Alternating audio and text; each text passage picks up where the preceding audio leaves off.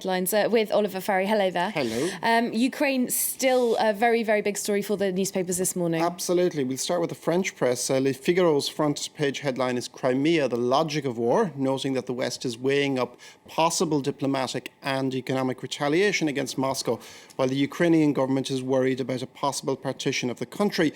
Its front page editorial asks, is there time to avert a war? And it concludes that cynicism and indifference will come at a price in Ukraine.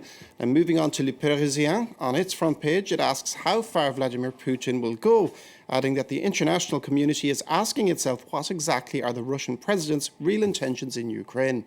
And I imagine there's plenty of speculation about all of that, and also about the response that we might hear from the West. Absolutely. The pro-business L'Opinion says that the West is powerless to stop Putin, and mainly because despite all the strong words and threats, which include possible exclusion of Russia from the G8 and the boycott of the Sochi summit in June, they really have other things to consider.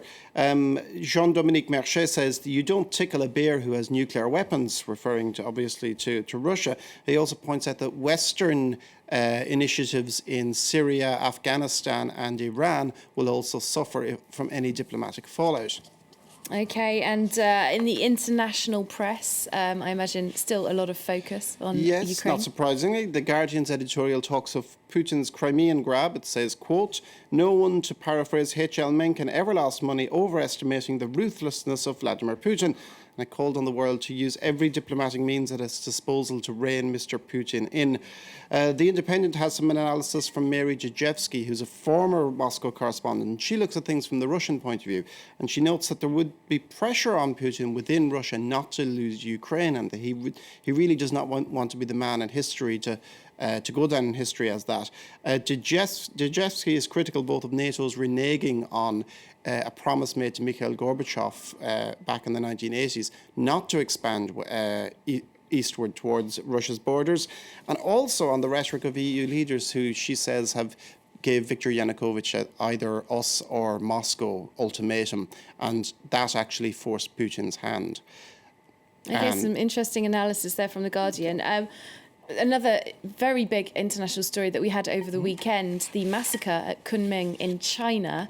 Now, very interesting to look at how this is being reported inside China itself. Yes, there's a partial blackout. It's not complete. The South China Morning Post, which is a Hong Kong paper, and that's obviously freer to report than on the mainland, says there was virtually no coverage of it on the pages of most of the mainland's newspapers.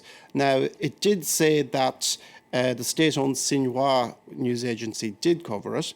Obviously, the government is trying to maintain a bit of a quality control, if we want to speak on the reporting there. Hard for them to not talk about it, though, when it's been all over the social media. Exactly, that's right. People taking all those photos. Yeah. And only it quotes Beijing tattoo designer who says, only for Weibo and WeChat, we would still be living in a happy world as presented by the CCTV evening news. Now, it also said that in Yunnan province, where the massacre took place, the local newspapers did cover it, and mastheads were printed in black and white as a sign of condolence. OK, interesting stuff from China there. Thanks very much, Oliver Farry.